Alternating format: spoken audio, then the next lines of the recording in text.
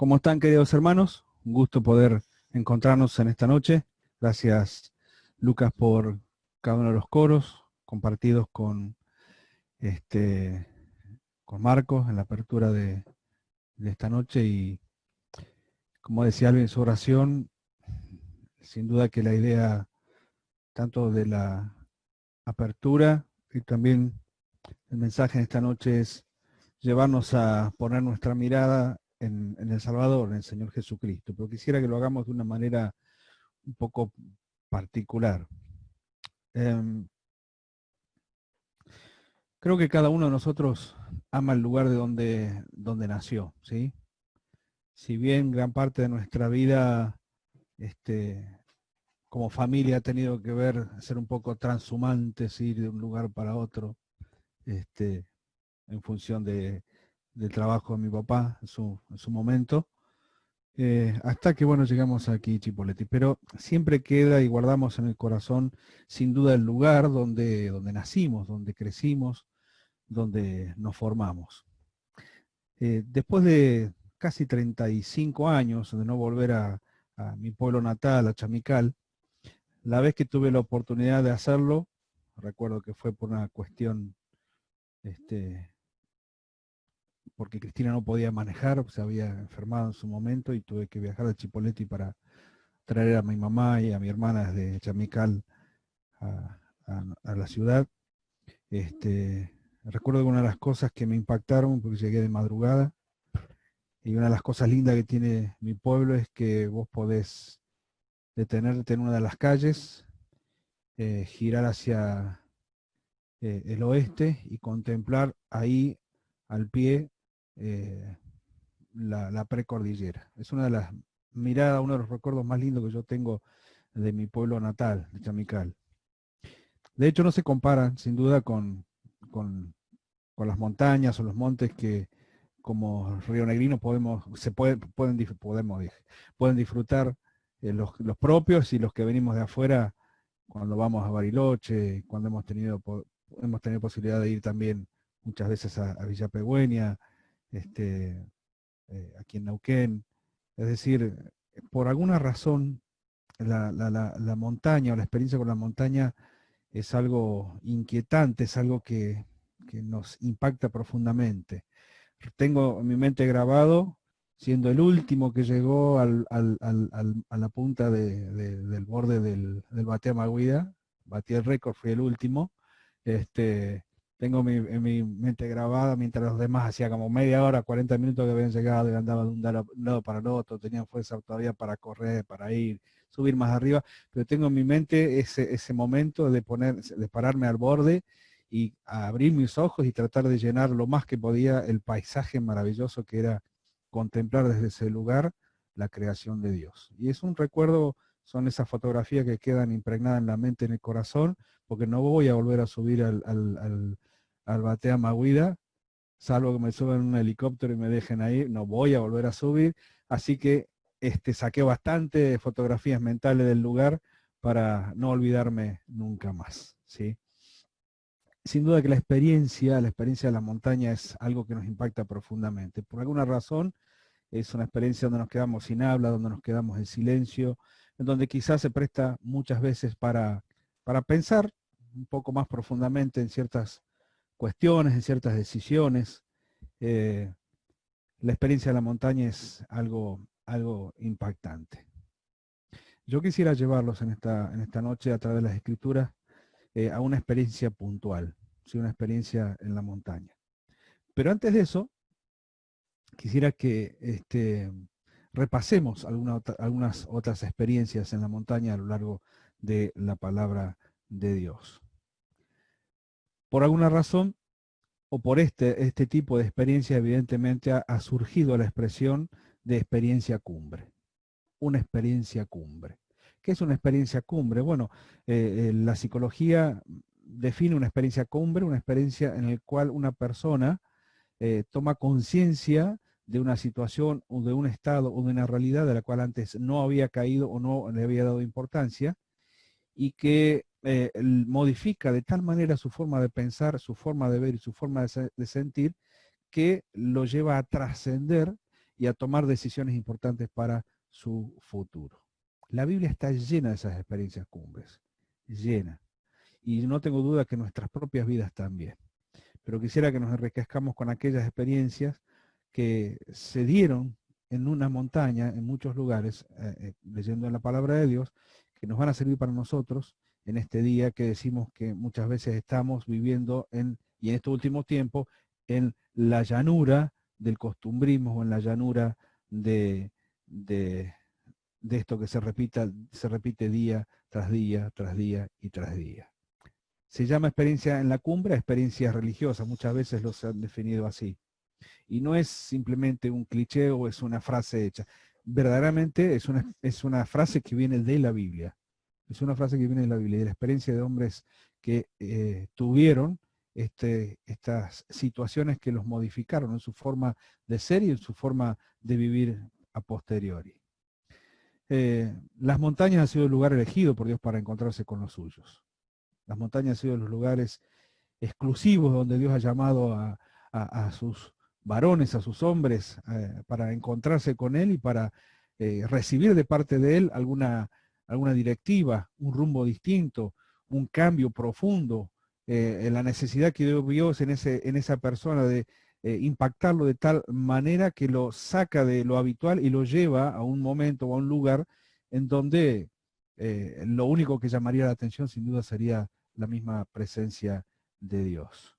En esos lugares Dios se encuentra con la gente, cambia sus vidas y los envía de regreso al mundo con un mensaje necesario para el que escuchó en primer lugar y posteriormente para aquellos que escucharían de labios de ellos. El arca de Noé, por ejemplo, se posó en la cumbre del monte Ararat, ¿sí? En la Turquía actual.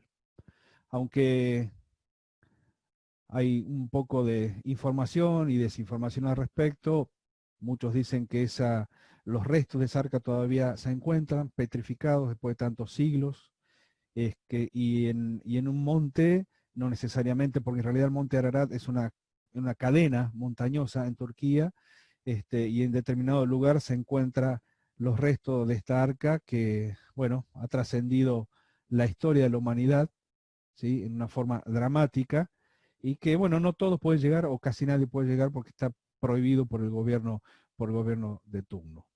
Pero en realidad la Biblia dice que el arca se posó en un monte, cuando las aguas descendieron, y después que Noé ofreció a Dios un sacrificio en el que el Creador hizo una alianza con la creación, prometiendo no traer tal destrucción sobre el mundo nunca, jamás, al menos de esa manera, por medio del agua.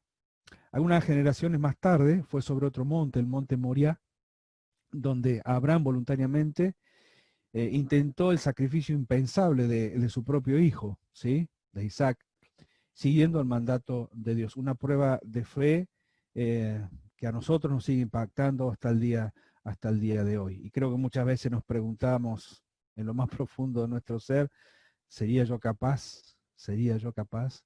¿Sería capaz de obedecer a ese extremo, a ese punto, en la manera en que Abraham lo hizo? Pero lo tuvo que hacer en la cima de un monte. Dios lo llama a él, a los siervos hasta cierto punto, y a él, a su hijo, hasta la cima, para en todo ese camino, en todo ese recorrido, posiblemente Abraham tuvo que ir sopesando en su mente y en su corazón lo que significaría entregar a su propio hijo en sacrificio en obediencia a Dios. Y seguramente para Isaac, acompañando a su padre, haciéndose las 1000 preguntas que finalmente las hace realidad cuando dice, bueno, papá, tenemos todo acá para sacrificio, pero ¿qué es lo que vamos a sacrificar? Y para los dos fue sin duda una experiencia cumbre el llegar a ese punto y ser sin duda bendecidos posteriormente por Dios por este acto de obediencia, tanto de Abraham hacia Dios y de obediencia y sujeción de Isaac hacia su propio padre Abraham. Fue allí donde el ángel de Dios detuvo la mano de Abraham y le proporcionó un carnero para el sacrificio. ¿Sí? Después de matar al egipcio, al que sorprendió golpeando a un esclavo hebreo, Moisés huyó a Madián, y cuando estaba cuidando el rebaño de su suegro en el monte Horeb, Dios le habló desde la zarza ardiente, revelando el nombre más sagrado del Dios de Israel. ¿Sí? En un monte, en el monte Horeb, también conocido como el monte Sinaí.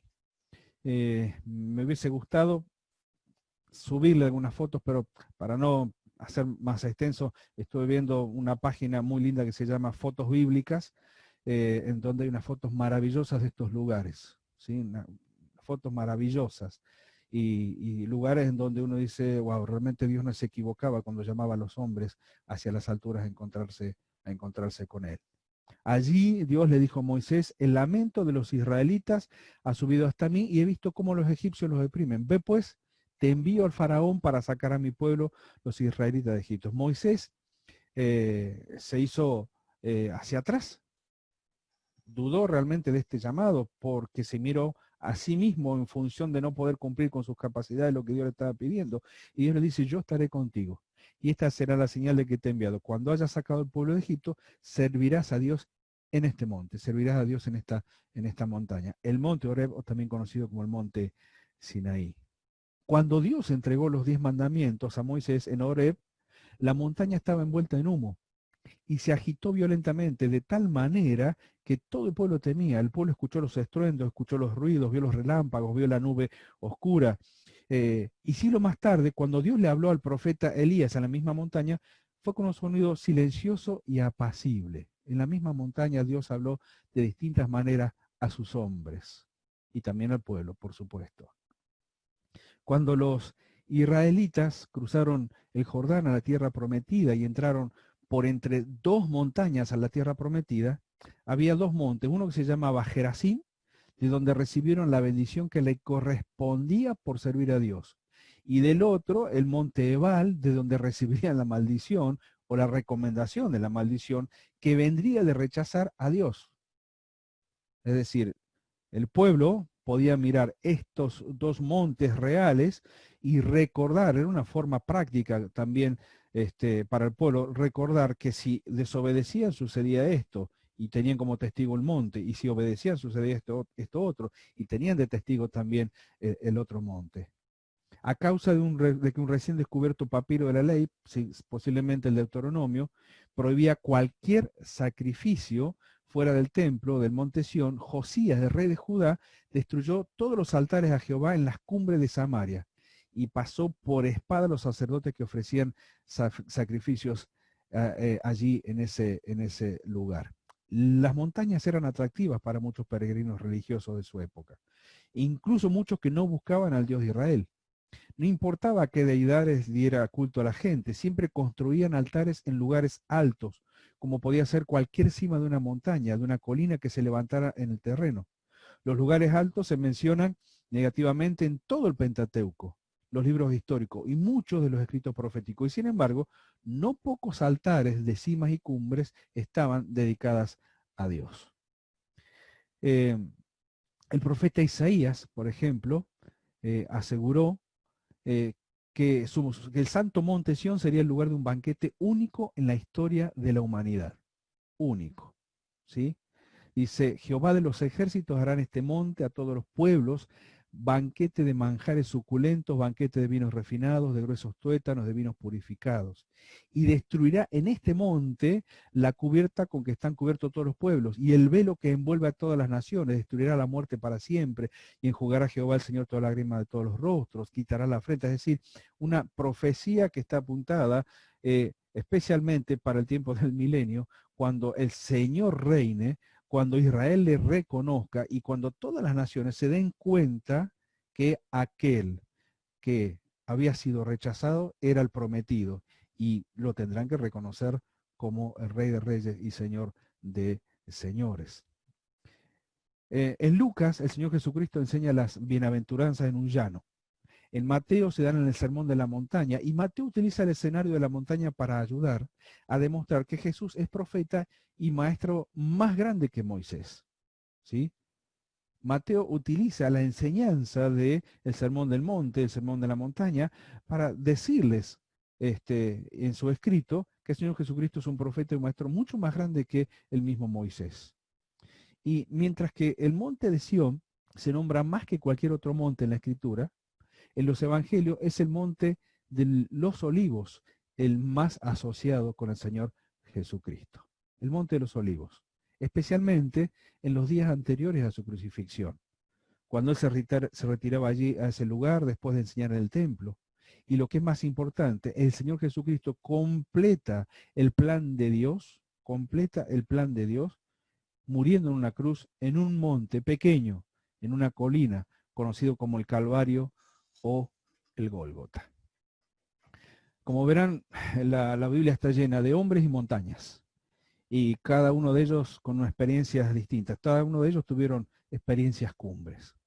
¿Sí? Vemos la experiencia de Noé, vemos la experiencia de Abraham, vemos la experiencia de Moisés, vemos la experiencia de Elías, vemos la experiencia de los reyes poniendo en orden y sacando la falsa adoración a Dios de los montes para llevarlos a un verdadero encuentro con Dios. Es decir, siempre el monte o la montaña estuvo relacionado con un encuentro eh, preciso y con un encuentro necesario por parte de Dios con los hombres. Ahora, les pregunto, hemos repasado una gran cantidad de hombres y montes, pero a propósito pasé por alto uno. ¿Cuál les parece que puede ser? Ya sé que no tenemos habilitado para hablar, no hay problema. Si alguno lo pensó y el que le voy a decir es el correcto, muy bien. Y si no lo sabía, no hay problema, muy bien, porque lo vamos a aprender hoy. Pero pasé por alto una experiencia cumbre de un grupo de personas, un grupo de hombres, que fueron llamados por el Señor Jesucristo e invitados especialmente por el Señor Jesucristo a estar con Él en una experiencia cumbre, sin duda, porque esto modificaría la vida de ellos en sobremanera. Y aunque pasaron muchos años, hasta que ellos lo plasmaron en la Escritura, ¿sí? Muchos años hasta que ellos escribieron acerca de esto en la Escritura, pero evidentemente toda esta experiencia que ellos vivieron en el monte, en este monte, eh, los modificó, los cambió para siempre. Vamos a ir a Mateo capítulo 17, versículo 1. No aparece aquí el nombre del monte, pero es reconocido como el monte Tabor, ¿sí? El monte Tabor está identificado geográficamente. Es conocido como el monte de la transfiguración. Allí nos encontramos con una experiencia, sin duda que fue una experiencia cumbre, sin duda que lo fue. Y allí, en Mateo 17, versículos 1 al 8, dice lo siguiente. ¿Me acompañan con la lectura? Dice así. 6 días después, Jesús tomó a Pedro, a Jacobo y a Juan, su hermano, y los llevó aparte a un monte alto, y se transfiguró delante de ellos. Y resplandeció su rostro como el sol. Sus vestidos se hicieron blancos como la luz. Y aquí les aparecieron Moisés y Elías, hablando con él. Entonces Pedro dijo a Jesús, Señor, bueno es para nosotros que estemos aquí. Si quieres, hagamos aquí 3 enramadas, una para ti, otra para Moisés y otra para Elías. Mientras él aún hablaba, una nube de luz los cubrió. Y aquí una voz desde la nube que decía, este es mi Hijo amado, en quien tengo complacencia, a él oír. Al oír esto, los discípulos se postraron sobre sus rostros y tuvieron gran temor. Entonces Jesús se acercó, los tocó y dijo, levantaos y no temáis. Y alzando ellos los ojos, a nadie vieron sino a Jesús solo. Y quisiera agregar el versículo 9, cuando descendieron del monte, monte Tabor, recuerden ese nombre, Jesús les mandó diciendo, no digáis a nadie la visión, hasta que el Hijo del Hombre resucite de los muertos. ¿Sí? Una experiencia cumbre, sin duda. Mucho se habló, mucho se ha enseñado, mucho se ha graficado, mucho se ha explicado acerca de esta experiencia única del Señor Jesucristo aquí en la tierra con relación a sus discípulos y con relación a lo que permitió que sus discípulos puedan ver allí en ese lugar. De una manera que nosotros no lo podemos explicar, el Señor corre el velo de la eternidad, corre el velo, si me permite la expresión, de un plano espiritual superior, ¿sí? Si se quiere, y se encuentra con, con estos dos hombres. Se encuentra con Moisés, se encuentra con Elías, perfectamente identificables, perfectamente reconocibles.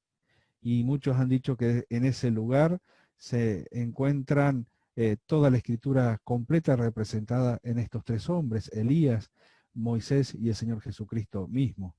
La gloria del Señor Jesús se revela a Pedro, Santiago, Jacobo y Juan en lo alto de un monte, mientras que Moisés y Elías conversaban con el Señor Jesucristo. Los discípulos quieren construir tres tiendas en honor de ellos, Moisés, Elías, el Señor, pero una voz celestial proclama que Jesús, ese que están viendo allí, ese que se transfigura, ese que se muestra de una manera como nunca antes lo habían visto, ni conocido, ni reconocido, Dios mismo tiene que intervenir en voz audible para decirle, esa persona que ustedes están viendo es mi hijo amado en quien me complazco, escúchenlo a él, óiganle a él. Sin duda que esta fue una experiencia cumbre. Yo quiero llevarles ahora a 2 Pedro, capítulo 1, versículo 16 y 18.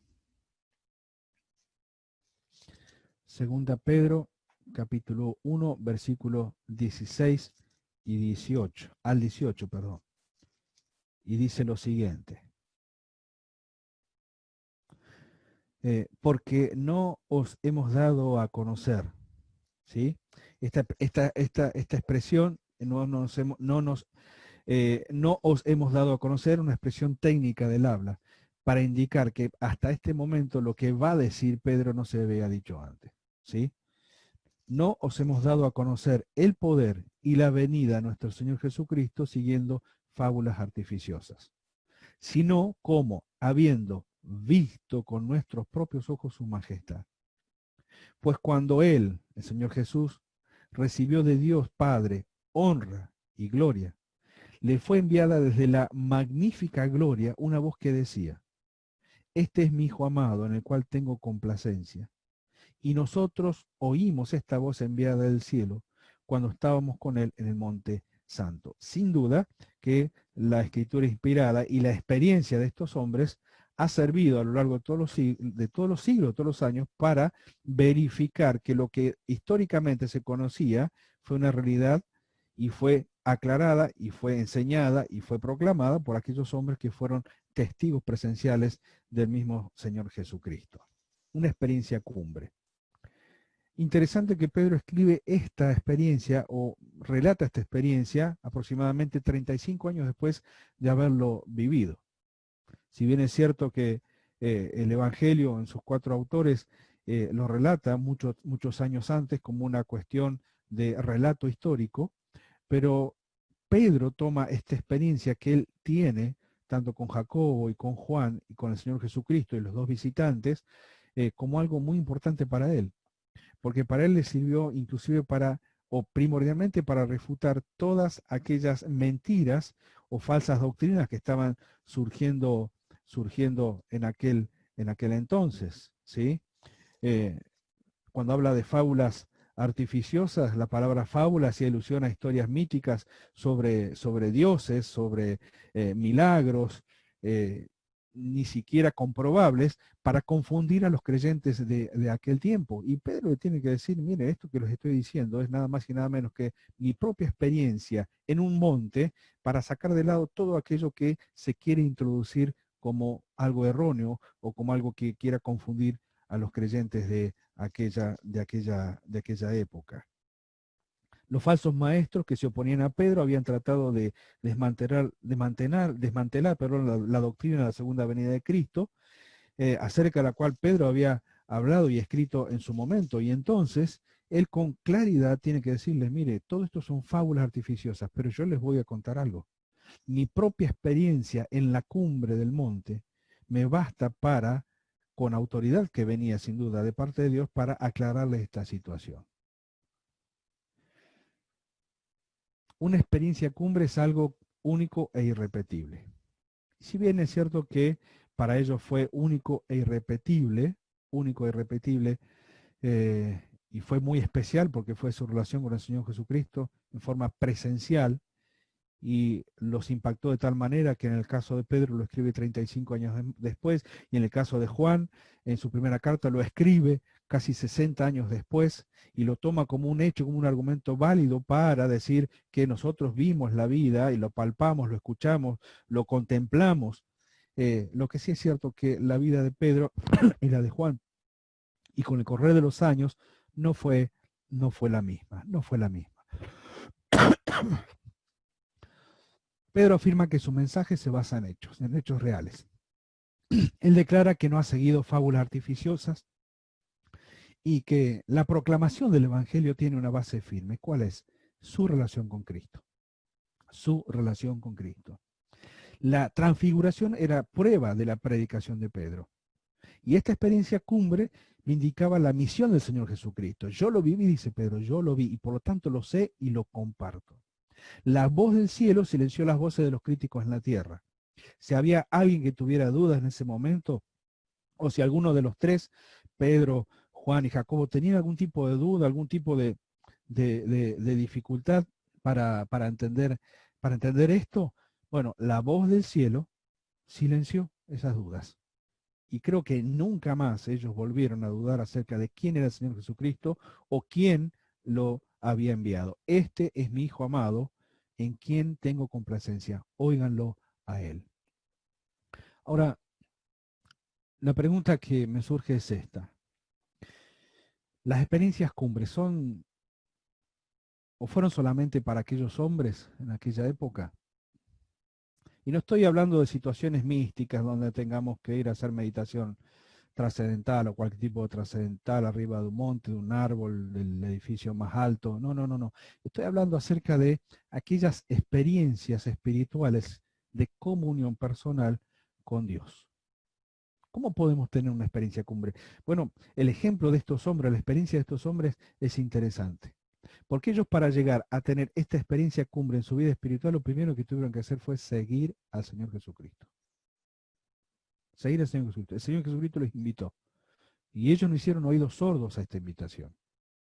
Les dijo, vengan conmigo, vengan, no les hizo ninguna anticipación, ¿sí? Porque dice que el Señor tomó, me imagino que han estado los discípulos juntos, Pedro, vení, Señor, ¿dónde? No, vení Pedro, después te cuento, me imagino un Pedro ansioso, como siempre, tratando de saber todo de antemano para organizarse. Jacobo, vení, Juan, vení. Y si bien es conocido como el círculo íntimo, ¿sí? El círculo íntimo del Señor Jesucristo, pero los llamo para que puedan estar con Él y que puedan tener esta experiencia cumbre.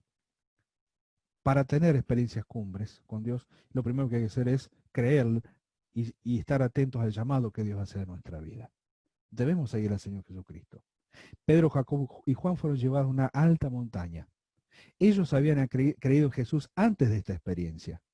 Y habían dejado su trabajo, habían dejado sus redes, habían sido llamados a una pesca distinta, a una tarea distinta, y lo siguieron. La fe inicia la vida cristiana, pero lo que sigue es el discipulado. Y el discipulado siempre tiene que ver con qué?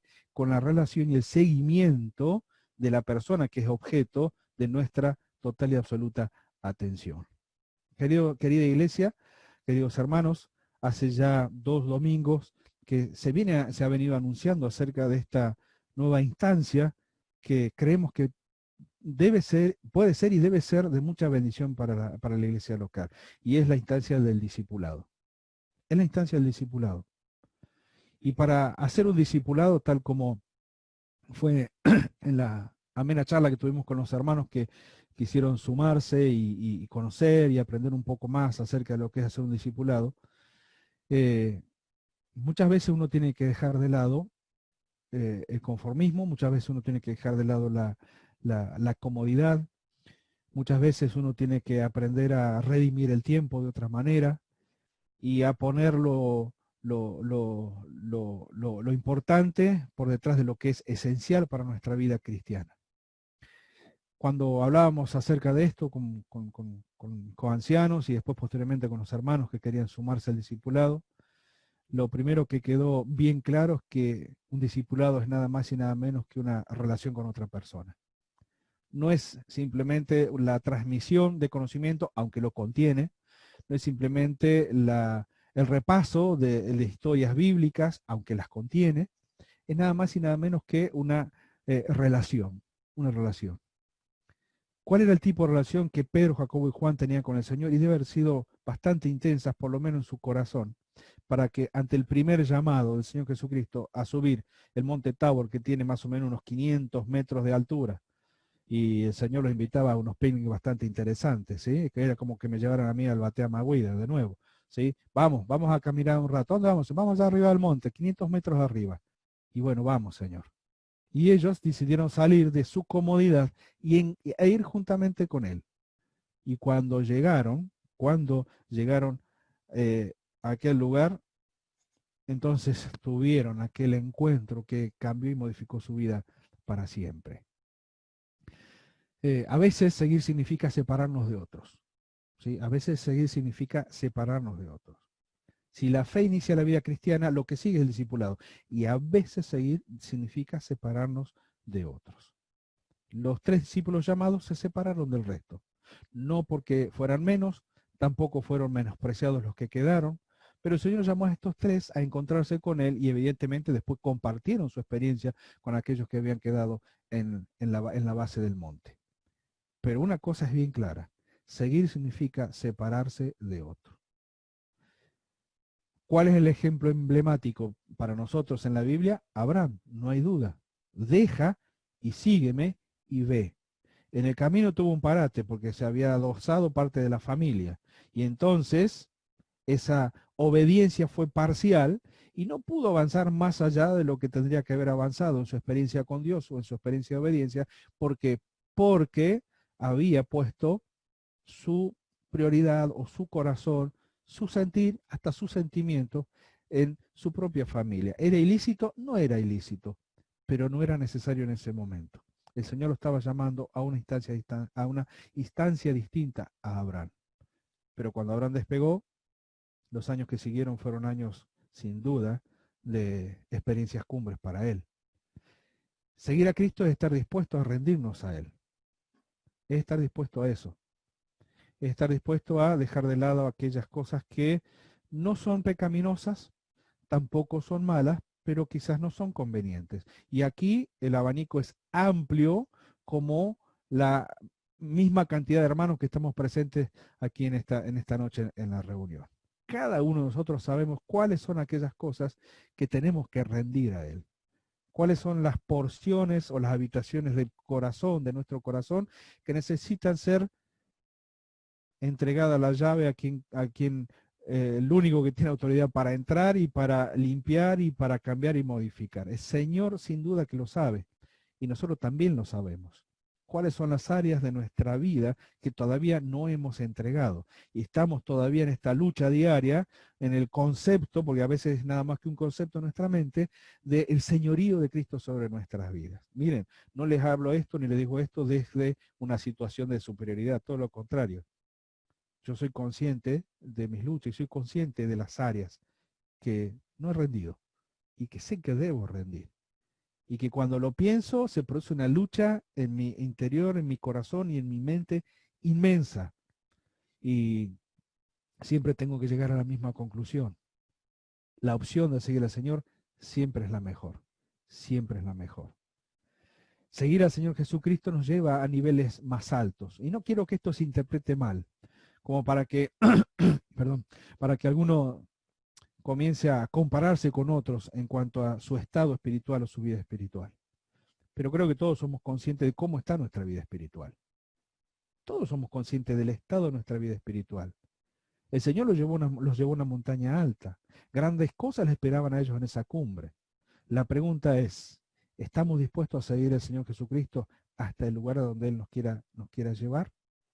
Miren, la historia del cristianismo está llena de hombres, mujeres, mayores, jóvenes, niños inclusive, que le dijeron que sí al Señor, llévanos hasta donde nos quieras llevar.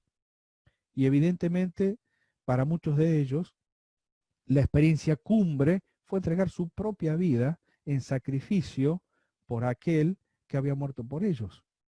En este tiempo, vivimos en este tiempo, perdón, En este tiempo vimos el tiempo del conformismo, de la conformidad, de la chatura, de lo que se repite todos los días, y pareciera que esa es toda nuestra vida. Y es algo que se ha intensificado aún mucho más, y pienso, ¿sí? No ha sido mi caso, yo he podido salir todos los días en este tiempo de pandemia a trabajar, pero pienso en todos aquellos que ya llevan meses encerrados en su casa, ¿sí? Hermanos mayores, niños, ¿sí? El encierro para los niños es algo terrible, jóvenes, este, novios con expectativas que no se han cumplido. eh, La pregunta es, ¿estamos dispuestos a seguir al Señor aún en este tiempo que nos toca vivir? Porque quizás nuestra experiencia cumbre no sea arriba de una montaña. Quizás para una hermana mayor su experiencia cumbre sea todas las noches cuando ora por la iglesia. Y esa es su experiencia cumbre porque es el espacio y el lugar que el Señor le ha dado. Para aquellos hermanos mayores que dicen que nada pueden hacer, mire, el Señor les ha dado un ministerio mucho más grande de lo que nosotros podemos llegar a medir o calcular. Creo que nuestra iglesia se sostiene y se ha sostenido en todo este tiempo por las oraciones. Y este tiempo de pandemia, este tiempo de encierro, nos ha llevado a redoblar nuestro esfuerzo, a comprometernos mucho más en ese sentido. Y yo les tengo que agradecer, hermanos, por todos los que han orado por mí, los que han orado por mi matrimonio, los que han orado por mi familia, los que han orado por mi hogar. Y les pido que no lo dejen de hacer, porque también tenemos un compromiso particular y como familia de orar por nuestra familia en la fe, de acordarnos. Quizás para muchos hermanos esta sea su experiencia cumbre, aunar mucho más su relación con el Señor Jesucristo, conocerlo de esta manera íntima, de sentarse cada mañana, querido hermano o hermana mayor, que usted que no puede salir con su Biblia, o a la tarde o a la noche, sin octámbulo como yo, ¿sí? Sentarse con su Biblia y leer y comprender y darse cuenta que el Señor le habla. Esa es su experiencia cumbre. Ese es el monte al cual el Señor lo lleva o lo quiere llevar posiblemente cada día. Ahora, cada uno de nosotros tenemos en este tiempo que buscar esa experiencia cumbre.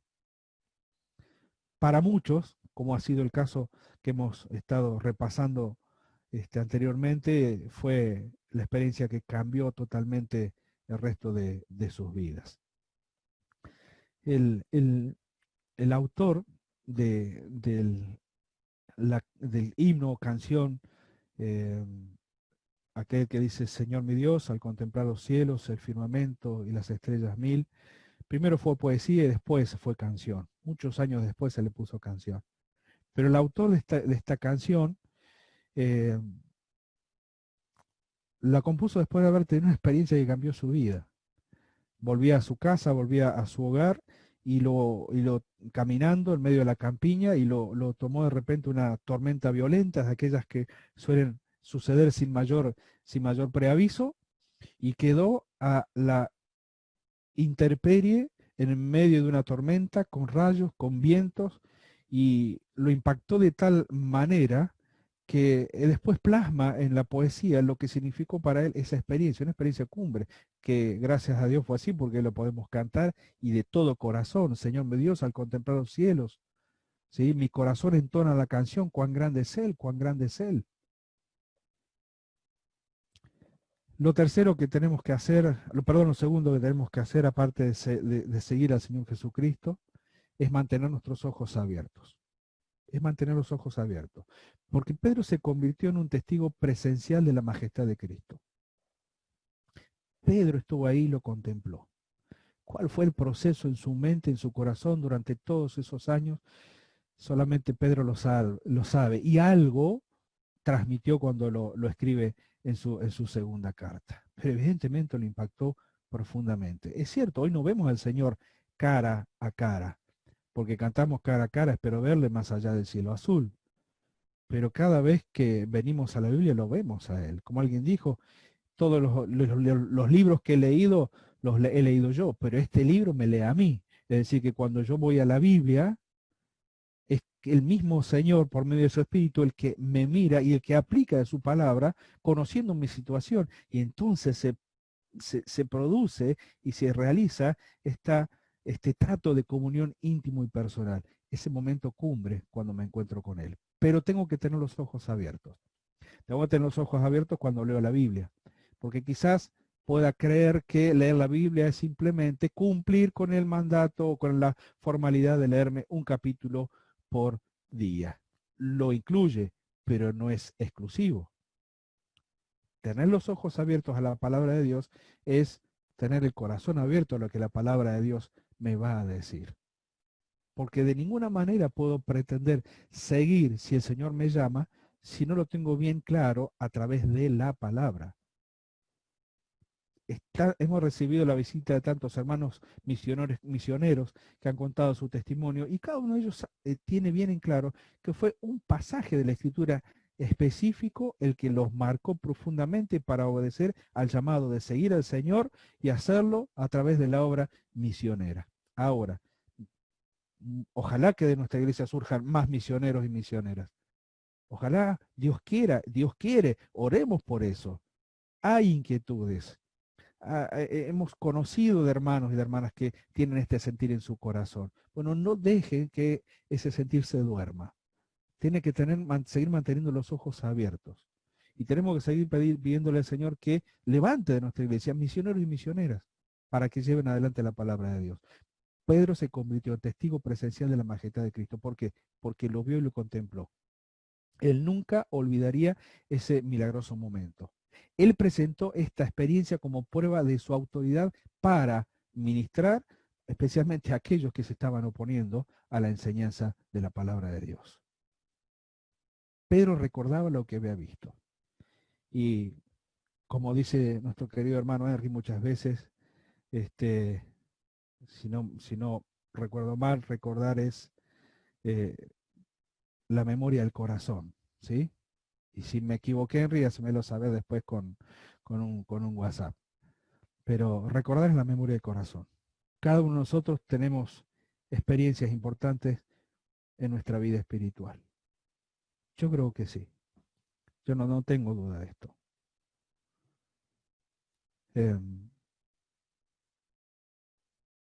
Una esposa que ve su esposo convertirse es una experiencia cumbre. Y viceversa también, por supuesto. Pero que seas el único creyente en tu casa y que veas que tu cónyuge, por tu testimonio, por la oración de la iglesia, por la intervención de aquel hermano o aquella hermana que fue a hablarle, se convierte a Cristo, es una experiencia cumbre. Ese matrimonio no lo olvida más, no se olvida jamás de eso. Es algo que los marca profundamente y los anima a recordar constantemente que hubo un momento en donde no había comunión, había un momento, una experiencia en la vida donde no había cosas en común en cuanto a lo espiritual, pero hubo un momento en donde eso cambió para siempre y eso no se tiene que olvidar. Lo mismo pasa con la experiencia de conversión de nuestros hijos. Lo mismo ocurre con la experiencia de restauración de nuestros hermanos y nuestras hermanas. Tenemos que tener nuestros ojos abiertos y recordar todo lo bueno que el Señor ha hecho con cada uno de nosotros. Son nuestras experiencias en la cumbre, en lo individual, como familia, pero también como iglesia. Pedro recordaba que el Señor se transfiguró ante él. Si Pedro había tenido una imagen maravillosa del Señor Jesucristo hasta ese momento, el Señor le dijo, te tengo preparado algo mucho mejor, mucho mejor. Y contempló al Señor como nunca antes nadie lo había visto, solamente los ángeles en el cielo. El Señor se vistió de luz y esta experiencia cumbre fue inolvidable para Pedro. Yo quiero experiencias inolvidables. Yo quiero experiencias inolvidables. No le exijo al Señor nada como lo que vivió Pedro, ¿no? Porque esa va a ser una experiencia no solamente inolvidable y eterna cuando lo pueda ver cuando lo vea cara a cara. Pero creo que nosotros como iglesia tenemos que seguir avanzando en esto de querer ser y saber que podemos ser útiles para la obra de Dios. Y esas son experiencias inolvidables. Cuando la iglesia entiende esto, no deja de orar, no deja de servir, no deja de ministrar, no deja de crecer, no deja de trabajar. Cuando nuestra iglesia entiende esto, sin duda que las cosas cambian porque Dios obra por medio de su pueblo para el bien del pueblo, pero también para el bien de los demás. Y de tanto en tanto el Señor nos sorprende, ¿no? Con las conversiones. Aquellos que nunca esperábamos que lo hicieran, de repente el Señor les da luz, comprenden su situación delante de Dios, su responsabilidad ante Dios y asumen el compromiso aceptando a Cristo como su Salvador. Pero querido hermano que hace poco o hermana que hace poco que aceptó a Cristo como Salvador, su experiencia con Dios no terminó en esa hora, no terminó en ese lugar. Todo lo contrario, ahí comenzó. Ahí comenzó. Esa fue una experiencia cumbre y creo que nunca se va a olvidar de eso. Nunca se va a olvidar de eso. Como nunca nos olvidamos del momento que aceptamos a Cristo como Salvador. Pero ahí comienza todo. Moisés y Elías aparecieron y hablaron con Jesús. Pedro se sintió tan conmovido que quiso construir unas enramadas para estos visitantes. Y, y es mismo Dios el que tiene que interceder para llamar su atención y decirle, no, no, no, no es esto lo importante es el que está en el medio de ellos. El que está en medio de ellos. Debemos buscar la voluntad de Dios o nos perderemos su plan para nuestras vidas. Por eso es que Dios le dice, a Él, óiganlo, a Él. Moisés tuvo su tiempo, Elías tuvo su tiempo, pero ahora es a Él. Y es el mismo llamado para nosotros. Hay tantas cosas lícitas que nos distraen y nos perdemos el privilegio de seguir escuchándolo a Él. Debemos buscar la voluntad de Dios o nos vamos a perder el plan que Él tiene para nuestras vidas. Ahora, en tercer lugar, no solamente debemos seguir al Señor Jesús, no solamente debemos mantener nuestros ojos abiertos y nuestra expectativa en cuanto a Él o sobre Él, sino que también debemos escuchar al Señor Jesús. ¿De qué hablaban Jesús, Moisés y Elías en esa montaña? Hablaron acerca de la cercana muerte de Cristo en la cruz. Ese era el tema. Ese era el tema. La muerte del Señor Jesucristo era el cumplimiento de todo aquello que ellos habían anticipado tantos siglos antes. ¿Qué habrán sentido aquellos dos grandes hombres de Dios al ver que se acercaba la hora crucial, el momento justo, el cumplimiento de todas las profecías o de muchas de las profecías de las Escrituras? Concentrarnos en la cruz nos lleva a experiencias cumbre. Y esto me hace pensar en el día de mañana. Me hace pensar en el día de mañana, en la cena del Señor. Siempre creo que el día sábado, nuestros sábados de reunión son la antesala de todo lo bueno que viene después. Cuando participamos de la comunión unos con otros, el pan y la copa y en ese encuentro que habremos de tener con el Señor Jesucristo, recordándole a Él. Es concentrarnos una vez más en la cruz. Y concentrarnos en la cruz nos lleva a experiencias cumbre. Miren, pensar en la cruz de Cristo nos hace reconocer de dónde hemos sido rescatados. Pensar en la cruz de Cristo nos hace pensar el objetivo para el cual fuimos rescatados. Pensar en la cruz de Cristo nos hace pensar en las personas tal como Dios las ve, necesitadas de perdón y de paz. Ovejas sin pastor, sin rumbo, destinadas a una perdición. Concentrarnos en la cruz de Cristo nos lleva a pensar en el alto precio de nuestra propia comunión los unos con otros. Pensar en la cruz nos hace bien. Ahora, por supuesto que no hablo de pensar en la cruz como el objeto material. Cuando tenemos esta expresión de pensar en la cruz, se habla acerca de pensar en la obra de la cruz y quién murió en esa cruz, para que todo esto fuese una realidad para nosotros. ¿Qué dijo el Padre en el monte de la transfiguración? Este es mi Hijo amado, en quien tengo complacencia. Esto quiere decir que tenemos que ser sensibles a lo que Dios nos dice respecto al Hijo. Y el Señor nos sigue hablando acerca del Señor Jesús. Y Padre, perdón, a través de la Escritura nos sigue hablando y a través del Espíritu nos sigue hablando acerca de Jesús. Ninguno de nosotros, por más que tengamos muchos años de convertidos, de haber aceptado a Cristo como Salvador, ninguno de nosotros agotó la capacidad de asombro en cuanto al conocimiento de la persona del Señor Jesucristo. Él es inconmensurable. No podemos abarcar humanamente hablando todo lo que el Señor Jesucristo es Él.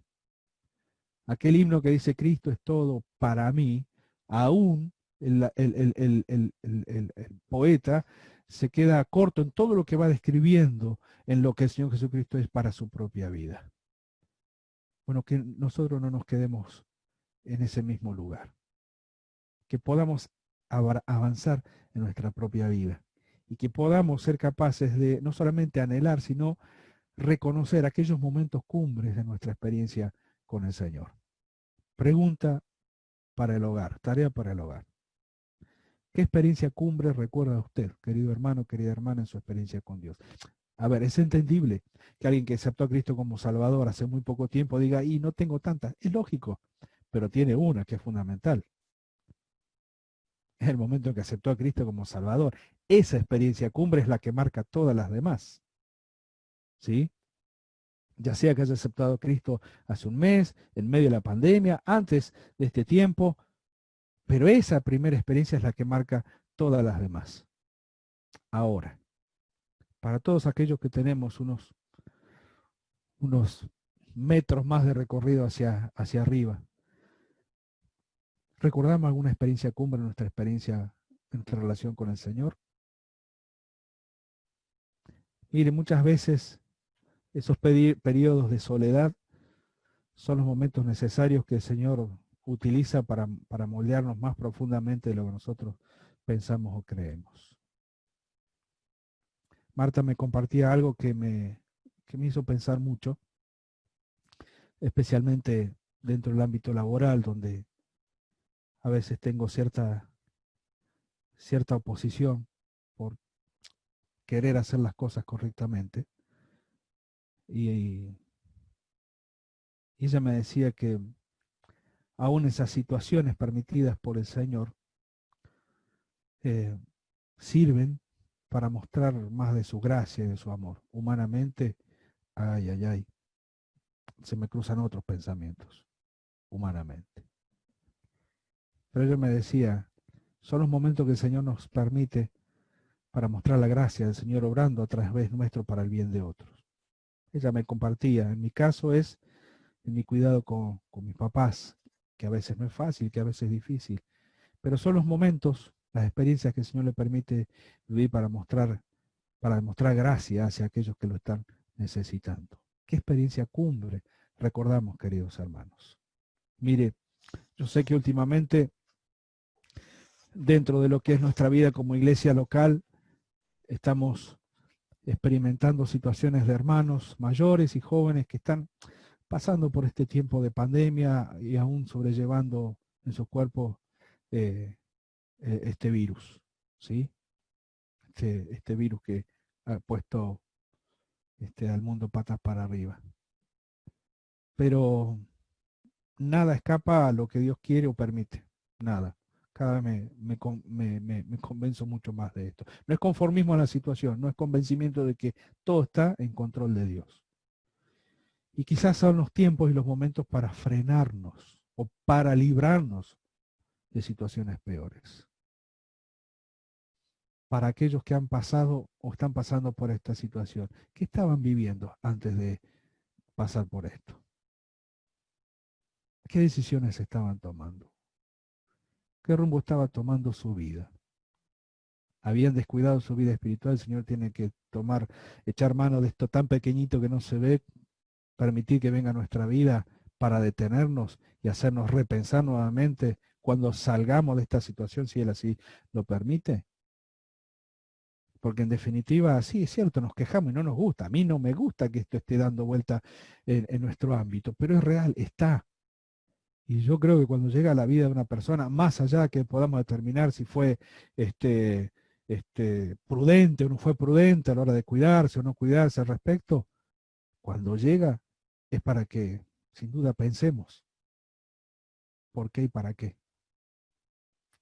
Creo que este tiempo que estamos viviendo nos tiene que seguir sirviendo ya hace varios meses, ¿sí? Y creo que hemos sacado grandes y ricas lecciones para nuestra vida de iglesia. Y yo creo que por la gracia de Dios y por la acción del Señor en determinados hermanos que vieron esta situación con mayor claridad, eh, la iglesia no se detuvo y hemos crecido y seguimos creciendo, pero no nos podemos detener en esto, porque tenemos que seguir buscando esas experiencias cumbre en nuestra vida para seguir adelante. Una última palabra para, para aquellos que en este tiempo de pandemia lo están viviendo de una manera intensamente personal y difícil, tanto que sea propio de su familia, que alguien lo esté padeciendo, que alguien lo esté sufriendo, o quizás alguien que esté trabajando en este ámbito y por lo tanto eh, lo ven mucho más de cerca. Siempre pienso en nuestros hermanos que son médicos o enfermeros y que ven mucho más de cerca que nosotros toda esta situación. Eh, Confiemos en el Señor, confiemos. Mientras el mundo se desespera, nosotros tenemos un ancla inconmovible en nuestra alma que nos permite estar tranquilos aún en medio. Nos angustiamos, sí, es cierto, es humano, nos duele, es verdad. Lloramos, sin duda, y es lícito que sea así. Pero ¿sabe qué, hermanos? Aún estas situaciones nos llevan a esta experiencia de altura, en donde nos encontramos con Él, donde nos encontraremos con Él y pondremos sobre Él toda nuestra ansiedad.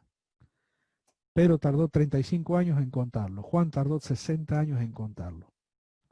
Tardaron mucho tiempo estos muchachos en plasmar en hoja y en tinta lo que habían experimentado. Pero quedó para toda la eternidad. Y quedó para nosotros hoy. 2000 años después, seguimos recibiendo las mismas palabras de Pedro, o lo mismo que escribió Juan en su primera carta, para decirnos que lo que ellos vieron sigue teniendo validez para nosotros hoy. Nosotros hoy podemos tener esta experiencia espiritual, que es necesaria. Es muy necesaria para no achatarnos en nuestra vida espiritual, para no conformarnos, para seguir anhelando y queriendo conocer más y más y más y mucho más de nuestro amado Salvador. Gracias, querida Iglesia, por este tiempo. Anhelo que lo compartido nos pueda servir y nos pueda animar a no quedarnos, a no conformarnos, a confiar. Y fíjense qué fue lo que pasó a posteriori de este encuentro del Señor con los suyos allá arriba del monte. Después comenzaron a contarlo. No se pudieron callar nunca más. Y esto sucede así. Leía un artículo de un psicólogo no cristiano acerca de las experiencias cumbre de los seres humanos. Y él decía lo siguiente: las experiencias cumbre de los seres humanos son experiencias necesarias para todo ser humano. Y lo que marca la experiencia cumbre de cualquier ser humano es que no se puede quedar callado. Siempre se lo cuenta a otro, porque impactó profundamente nuestra vida. Mire, si hay alguien que tiene esta impronta o esta definición, somos usted y yo, somos nosotros. Pero que no hay nadie en este mundo, salvo los hijos de Dios, que tengamos mayor experiencia espiritual que cualquier persona. Porque el día que pedimos perdón por nuestros pecados, nos encontramos a través de la palabra cara a cara con nuestro Dios. Y tenemos la expectativa de encontrarnos cara a cara con nuestro Señor el día que nos llame antes o que nos venga a buscar. Mientras tanto, sigamos subiendo montañas. Ahí Dios nos está esperando. Que el Señor les bendiga, hermanos. Muy buenas noches.